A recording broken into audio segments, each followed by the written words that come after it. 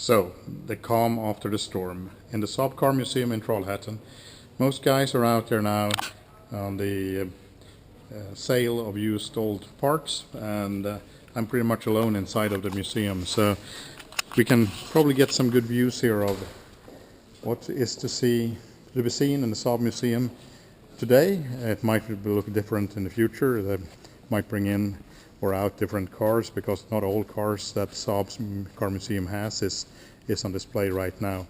But this is pretty much what we get to see today, and it's been a busy day.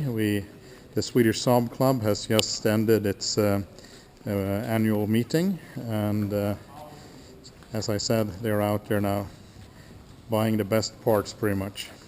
So this is what we all strived for, and all people around the world that pulled together in the same direction and eventually saved the museum.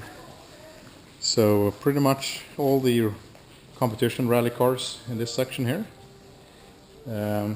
In here is a little cinema where they show some of the greatest pictures. I don't know what this is. Oh, this is some comedians from Trollhättan here that's shown. I don't know why they are on the screen here, but down here is the Formula Junior race car that Eric Carlson and some other guys competed in. It's got a 3-cylinder two-stroker engine that sits in front of the front axle. Real tricky to drive from what I've heard. Let's get out of here, it's too noisy. Here's some nice black and white pictures from the production way back in time. Looks like the mid-60s. This was the time era before the all robotized welding, for example.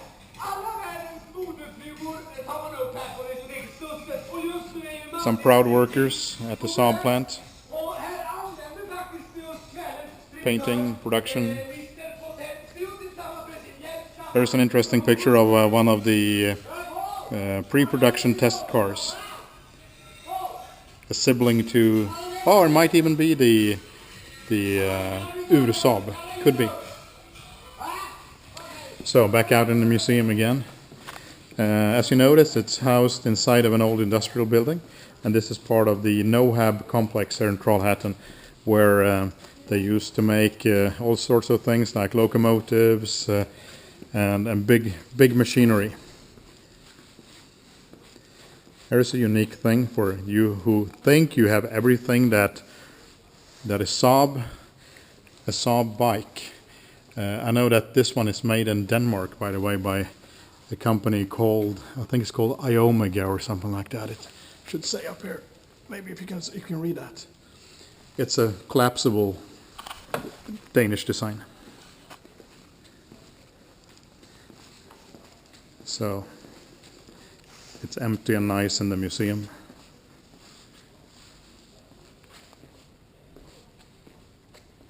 Little Turbo X here. Oops. The 9000 various version, a cut-up one. The very first year model, 85 of the 9000. That is easily recognized by the rear spoiler here with three pieces basically. What I've heard in the grapevine here in Trollhättan was that the 9000 doesn't really need a spoiler, but the sales department had an urge to have a spoiler because we have a turbo-driven performance car, as the 9000 was recognized to be at that time. A turbo car should have a rear spoiler. A Saab 90, another 99 here. Here's my favorite in the museum, the original 99 Turbo. The car that really set Saab on the historical and technical map of car engineering, car production. It's a really nice specimen, and this pearl white, really hard to paint color actually. And it's got a great brown interior designed by Bjorn Envall, the guy who worked together with Sixten Sassen in the 60s in making the Saab 99. 96 here, the last one by the way, from the 60s. You can see they didn't change much. The grille, the turn indicators, the lights a little bit, but pretty much the same basic outline. A little bigger windscreen, bigger glass in the rear, but they came from the earlier version, the bullnose, the two-strokers, but the mid section pretty much was the same from late 50s to 1980. So it's that's the way it is. Oh, here we go. Here's one of the first 9.5 station wagons, or herrgårdsvagn as we call it in Sweden. This one is unique. Some sort of a test car. It's got doors that are what I call suicide doors, quite unique. A 93 with non-suicide doors, and here we go with the old 92s. 92 from 1956 that has got a split window like the first one, but this one also, the red one, has a trunk, an openable trunk from the outside, which the first 92 did not have. Well, it did have a filler here for the fuel oil mixture, and quite a small rear window. Going up the little slope here, there is a GLE. No, it's not. Oh, maybe it is. It's a U.S. specification car that was used. Yeah, it's a GLE at the Saab plant for many years, and then it retired here in the museum. Here's the first 900 four-door notchback. Here's a really early convertible. Pre-production. Here's a specially designed convertible by ASC, I believe it is. Prototype. Yeah, ASC, American Sunroof Company. Kind of interesting setup here. You like it? Oh, maybe not. The rear wing here resembles the whale tail a little bit, that you might be familiar with. A regular, well, I shouldn't say regular anymore, but it's a Turbo S, 16 valve. More convertibles up here. The really unique Eldorado gray show car with an interesting mixture of colors and patterns.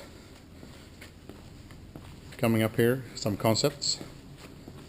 A biopower hybrid concept. Look at the wheel design. We see them now in a new generation 9.5. Oops, this must have been. Well, it should be nice in a museum. A 300 power biopower ethanol car. Yeah, there is one interesting thing here. Let's see if it's still. I've been shown this before. Watch out! Haha, Swedish. We're we're so proud about this whole day. It's been so great. Well, going down here, the stairs, the EV1, the red, designed by Miss Randball. And here is the race car that one of the guys stepping in to save the museum has driven, Poker Wallenberg Jr. Some really nice show cars, concept cars.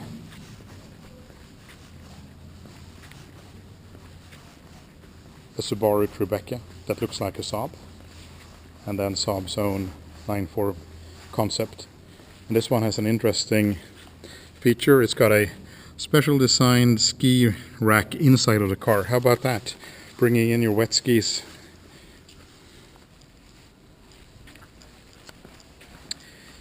For those of you guys who are into camping, well, if you got a two-stroker, you might want to have one of those. It's the Saab Saabo. And if you look here through the interior mirror, you can look through the car and also through the caravan, so you can see what is behind the caravan when you're out driving. So cozy for, I don't know, up to 3-4 people, depending on how you stack them. A little kitchen here and so on. Cozy, and kind of looks like a stable. Maybe you can have a horse in there, I don't know. It doesn't require much horsepower though to drive it, because it's really, really lightweight. And to end this, here's the Saab sitting majestically by itself inside here. I will get a good picture of that as well.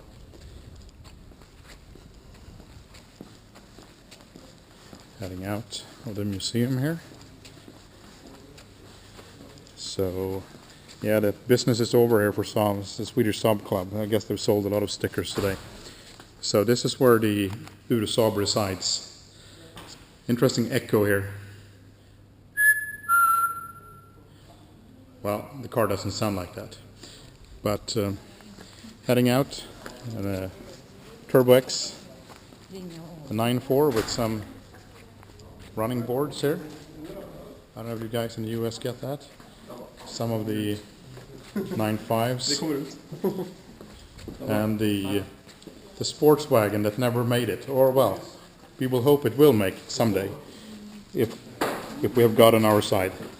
So it's this is it from Saabs United at the Saab Museum reopening in Trollhättan, and we all wish the museum and its personnel and everyone a great future. This was the best thing that could happen. Bye.